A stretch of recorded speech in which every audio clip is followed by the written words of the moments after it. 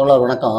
வணக்கம் தோழர். தோழர், நீங்க முன்னால பட்டறை தொழில இந்த பகுதியில ஒத்தக்கடை ஏரியாவில் பட்டறை தொழில் செயலாளராக இருந்தீங்க. இப்போ அந்த தொழில் பண்ணிக்கிருக்கீங்களா இல்லாட்டி அதை வேற எது தொழில் பண்றீங்களா தோழர்? நடராஜன் தோழருக்கு வணக்கம். நான் ஒரு 15 வருஷத்துக்கு முன்னாடி பட்டறை தொழிலாளியாக இருந்தேன். எவர்சில்வர் தொழிற்சங்கத்தில் செயலாளராகவும் இருந்தேன். ஆனால் இப்போ கடந்த 15 வருஷமாக அந்த தொழில் பார்க்கல, அந்த வேலை பார்க்கல. மளிகை கடை வச்சிருக்கேன், அதோட காய்கறி அந்த வியாபாரம் பார்த்துக்கிட்டு இருக்கேன். அதுக்கு என்ன காரணம் அப்படின்னாக்கா, எவர்சில்வர் தொழில் இன்னைக்கு பார்த்தீங்க அப்படின்னாக்கா முன்ன மாதிரி இல்லை. ஒரு 15 வருஷத்துக்கு முன்னாடி நல்லா இருந்துச்சு. ஒரு 20 வருஷம் 25 வருஷத்துக்கு முன்னாடி பார்த்தீங்கன்னா ரொம்ப நல்லா இருந்துச்சு. சிறப்பாக வளர்ந்து ஒத்தக்கடையில் பார்த்தீங்கன்னா நல்லா செயல்பட்ட ஒரு தொழில். ஒத்தக்கடையில் கிட்டத்தட்ட ஒரு 3000 தொழிலாளர்கள், எவர்சில்வர் தொழிலாளர்கள் மட்டும் பார்த்தீங்க அப்படின்னா வேலை பார்த்தோம். ஆனால் இன்னைக்கு ஒரு 500-600 தொழிலாளர்கள் தான் இருக்கும். ஒரு 2000-2500 தொழிலாளர்கள் இந்த எவர்சில்வர் தொழிலை விட்டே வெளியேறி போயிட்டாங்க. அதற்கு காரணம் என்ன அப்படின்னு பார்த்தீங்க அப்படின்னாக்கா, பன்னாட்டு நிறுவனங்களோட வர்த்தக போட்டி தான். வெளிநாட்டில இருந்து இல்லை வெளி மாநிலங்கள்ல இருந்து பெரிய முதலாளிகள் பார்த்தீங்க அப்படின்னாக்கா, மிஷினரி கொண்டு தயாரிக்கக்கூடிய பிரசைடத்தில் தயாரிக்கக்கூடிய எவர்சில்வர் பாத்திரங்கள் அல்லது கண்ணை கவரக்கூடிய பிளாஸ்டிக் பாத்திரங்கள் அல்லது காப்பர் பாத்திரங்கள், இப்படி சொல்லக்கூடிய பல்வேறு நவீன வகை பாத்திரங்கள் பார்த்தீங்கன்னா சந்தைகளுக்கு வருது. மக்கள் அதை விரும்பி அதை நோக்கி ஓடுறாங்க. எங்க எவர்சில்வர் தொழில்ன்றது ஒரு சின்ன 10க்கு 10 இடத்துல ஒரு 4 எவர்சில்வர் தொழிலாளி 2 எவர்சில்வர் தொழிலாளி சேர்ந்து உற்பத்தி பண்ணக்கூடியதான் இந்த எவர்சில்வர் பாத்திரம் அப்படின்றது. மதுரையில ஒத்தக்கடையில இந்த பாத்திரங்கள் பார்த்தீங்க அப்படின்னாக்க தமிழகம் முழுக்க, இந்தியா முழுக்க, நமது பக்கத்து மாநிலமான இலங்கை, பல்வேறு சின்ன அந்தமான் இது போன்ற நாடுகளுக்கு இங்கிருந்து ஏற்றுமதி பண்ணி அனுப்பணும். ஆனா இன்னைக்கு இந்த எவர்சில்வர் தொழிலை நடத்துறதே மிகப்பெரிய ஒரு கேள்விக்குறியா இருக்கு. பல்வேறு சிறு தொழில்கள் எப்படி அழிஞ்சிச்சோ, விவசாயம், நெசவு தொழில், அது போல இன்னைக்கு இந்த எவர்சில்வர் தொழிலும் பார்த்தீங்க அப்படின்னா ஒரு அழிவுப்பாதை நோக்கி போய்கிட்டு இருக்கு. அதற்கு காரணம் மக்கள் மாற்றத்தை நோக்கி விரும்புகிறாங்க. பன்னாட்டு முதலாளிகள் அல்லது பெரிய முதலாளிகளோட அந்த பிரசைட்டத்தோட எங்களோட போட்டி போட்டு அந்த தொழிலை நடத்த முடியலை. இரண்டாவது, இந்த எவர்சில்வர் தொழிலுக்கான எவர்சில்வர் தகரம், அதற்கு பயன்படுத்தக்கூடிய அனைத்து விதமான மூலப்பொருட்களும் வரி கூடியிருக்கு. இந்த அரசு வரியை மேலும் மேலும் கூட்டுது. அதுலேயும் எங்களால் சமாளித்து இந்த தொழிலை நிலைச்சு நிற்க முடியல. அதனால இதில் வேலை பார்த்த பல ஆயிரம் தொழிலாளர்கள் பார்த்தீங்க அப்படின்னா ஒத்தக்கடை மட்டும் இல்லை, மதுரை, தேவக்கோட்டை, காரைக்குடி, திருப்பூர், சென்னை, ராஜபாளையம், இப்படி பல்வேறு இடங்கள்ல இந்த எவர்சில்வர் தொழில் கொஞ்சம் கொஞ்சமாக குறைஞ்சிக்கிட்டே போயிடுச்சு. அதற்கு காரணம் மூலப்பொருளோட விலையேற்றம், அரசோட வரி, நவீனத்தோட போட்டி போட முடியாம எங்களால போட்டி போட்டு சமாளிக்க முடியாம இந்த தொழில் இன்னைக்கு நசிவு நோக்கி போய்கிட்டு இருக்கு. தோழர் போஸ், உங்களை இன்னொரு கேள்வி கேட்கிறேன். இன்னைக்கு உலக அளவுல டெக்னாலஜி, அதாவது தொழில்நுட்பம் வளர்ந்ததன் அடிப்படையில இங்க புதிய தொழில், அதாவது உங்க சில்வர் பட்டறையில நவீனப்படுத்தி பொருள் இறங்குறது, கண்ணுக்கு பளபளப்பு கண்ட அந்த பிளாஸ்டிக் பொருளா இறங்குறதுனால உங்க தொழில்நுட்பம் பழைய தொழில்நுட்பனால உங்க தொழில்நுட்பம் மக்கள் மத்தியில எடுபட இல்லையா? நீங்க சொல்றது ஒரு வகையில இப்ப உண்மைதான் தோல. இப்ப அந்த தொழில்நுட்பத்தால எங்க தொழில் பாதிக்கப்பட்டிருக்கிறது உண்மைதான். ஆனா அந்த தொழில்நுட்பம் பெரும் முதலாளிகள் இப்ப இன்னைக்கு இருக்க அறிவியல் வளர்ச்சியினால அதை சாத்தியப்படுத்துறாங்க. மிஷினரியை இறக்குறாங்க. அதை வச்சு ஒரு பொருளை நிறைய உற்பத்தி பண்ணி சந்தைகளை நிறைய குமிக்கிறாங்க. தேவைக்கு அதிகமாகவே உற்பத்தி பண்ணி குமிச்சு வச்சிருக்காங்க.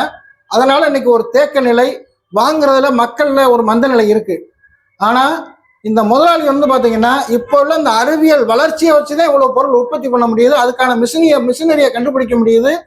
தேவைக்கு மேல உற்பத்தி பண்ணி சேமிச்சு வைக்க முடியுது.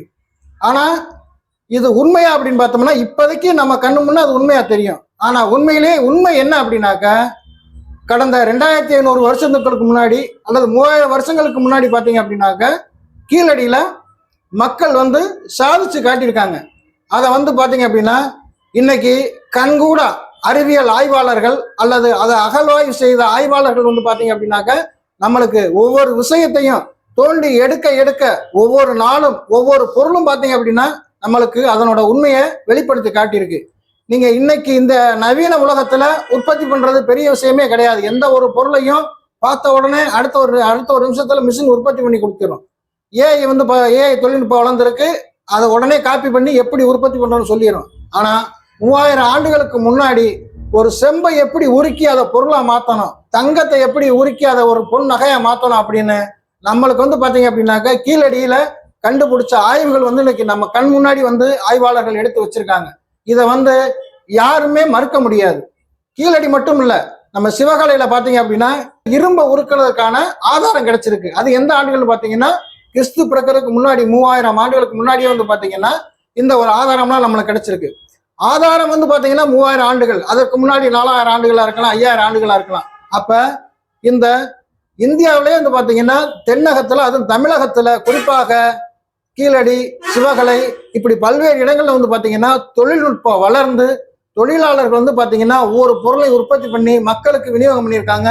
இது போக கடல் கடந்து வணிகம் செஞ்சிருக்காங்க. பல்வேறு நாடுகளுக்கு அவங்க உற்பத்தி பண்ண பொருளை கொண்டு போய் விற்பனை பண்ணியிருக்காங்க. அப்ப தொழில்நுட்பத்துல சிறந்து விளங்குனது, தொழில்நுட்பம் கண்டுபிடிக்க முடியாத காலத்திலேயே வந்து பாத்தீங்கன்னா தங்கம், இரும்பு இது போன்ற நகைகளை உருவாக்கி விற்பனை செஞ்சது, அவங்க வந்து பாத்தீங்கன்னா ஆபரணமா அணிஞ்சது வந்து பாத்தீங்க அப்படின்னா இது வந்து ஒரு மிகப்பெரிய சாதனை. எந்த உலகத்திலேயே கண்டுபிடிக்கப்பட்ட எந்த நாட்டிலையும் பாத்தீங்க அப்படின்னா இவ்வளவு ஒரு தொன்மையான சின்னங்கள், தொன்மையான தொழில் கூடங்கள் வந்து பாத்தீங்க அப்படின்னா கிடையாது. அப்பயே நெசவு இருந்திருக்கு. நெசவு அப்படின்னா இன்னைக்கு அழிஞ்சிருச்சுன்றோம், ஆனா 3000 ஆண்டுகளுக்கு முன்னாடி சிறப்பா இருந்திருக்கு. இவ்வளவு ஒரு தொழில்நுட்பம், ஒரு நாகரிக சமுதாயம் வந்து பாத்தீங்க அப்படின்னாக்க இன்னைக்கு கீழடியும் நம்மளுக்கு தமிழகத்துல பல்வேறு இடங்கள்ல அகழாய்வு செய்யக்கூடிய இடங்கள்ல வந்து பாத்தீங்கன்னா நம்மளுக்கு பல்வேறு தொன்மைகள் கிடைச்சிக்கிட்டு இருக்கு. ஆய்வு செய்யப்பட்ட இடங்கள் கம்மி, இன்னும் ஆய்வு செஞ்சாக்க நம்மளுடைய தொன்மையான நாகரிகம், தமிழர் நாகரிகம் உலகறிய செய்ய முடியும். அந்த நாகரிகத்தை திட்டமிட்டே மறைக்கிறது பாத்தீங்கன்னா வேத நாகரிகம். அந்த வேத நாகரிகம் தான் நம்மளை ஜாதியாலையும் மதத்தாலையும் பிரிச்சு வச்சு, நீ அந்த மதம் இந்த மதத்தோட பேசக்கூடாது, இந்த மதத்தோட சேரக்கூடாது, நீ இந்த ஜாதிக்காரன் அந்த ஜாதிக்காரன்னு நம்மளை பிரிச்சு வச்சு, நம்மளை ஜாதியாவும் பிரிச்சு வச்சிருக்கேன், மதமாவும் பிரிச்சு வச்சிருக்கேன், தொழிலாவும் பிரிச்சு வச்சிருக்கேன், இந்தந்த தொழிலை பார்க்கணும் அப்படின்னு நம்மளை கட்டுப்பாடு வச்சதுனாலதான் பாத்தீங்கன்னா இன்னைக்கு பல்வேறு தொழில்கள் அணிஞ்சுக்கிட்டே வருது. அதுல குறிப்பாக நாம் அனைவரும் தமிழர்கள் அனைவரும் ஒன்று சேர்ந்து நின்றோம் அப்படின்னாக்க நாம் 3000 ஆண்டுகளுக்கு முன்னாடி விட்ட நம்மளுடைய தொன்மையான அறிவியலை, தொன்மையான வரலாற்றை, அந்த காலத்திலேயே பானை ஓடுகள்ல எழுத்து பொறிக்கப்பட்டிருக்கு, ஆதான், இப்படி பல்வேறு பெயர்கள் பதிக்கப்பட்டிருக்கு. அப்ப 3000 ஆண்டுகளுக்கு முன்னாடியே கல்வின்றது இருந்திருக்கு. அந்த கல்வியை கத்துக்கிட்டவர் ஒரு வேலை செஞ்ச தொழிலாளியா இருந்திருக்காரு. இப்படி பல்வேறு ஆய்வு சான்றுகள் நம்மளுக்கு வந்து பாத்தீங்கன்னா கல்வியும் அறிவும் செல்வமும் தொழில்நுட்பமும் நம்மளுக்கு கீழடி வந்து பாத்தீங்க அப்படின்னாக்க கண் முன்னாடி நிக்குது. அதை நம்ம உயர்த்தி பிடிக்கணும்.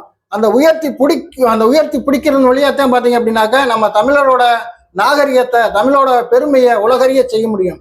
அதற்கு சான்றா வந்து பாத்தீங்க அப்படின்னாக்க ஆகஸ்ட் 22 தஞ்சை மண்ணில் மக்கள் கலை இலக்கிய கழகம் நடத்தக்கூடிய தமிழ் மக்கள் இசை விழாவில் கீழடியை உயர்த்தி பிடிப்போம், வேத நாகரிகத்தை விரட்டி அடிப்போம் என்ற தலைப்புல வந்து பாத்தீங்க அப்படின்னாக்க தமிழ் மக்கள் இசை விழா அப்படின்ற ஒரு நிகழ்ச்சியை நடத்துறாங்க. பல்வேறு கிராமிய கலை நிகழ்ச்சிகள், கீழடியை ஆய்வு செய்த ஆய்வாளர்கள் அதனுடைய பெருமையை விளக்கி சொல்லக்கூடிய உரைகள், பல்வேறு நிகழ்ச்சிகள் அந்த நிகழ்ச்சியில் நடக்குது. அதுல எவர்சில்வர் தொழிலாளர்கள் பெருமளவில் கலந்துக்கிடுவாங்க. நானும் என்னோட குடும்பமும் அதுல வந்து கலந்துக்கிறோம். இப்படி ஒரு நிகழ்ச்சியை நடத்துறதுக்கு மக்கள் கலை இலக்கிய கழகம் இந்த தலைப்பை எடுத்ததுக்கு ஒரு மிகுந்த நன்றி.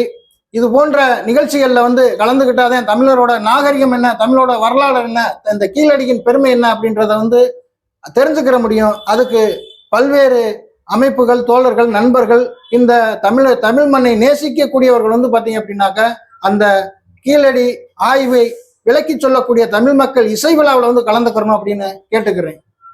நல்ல நன்றி நன்றி நன்றி.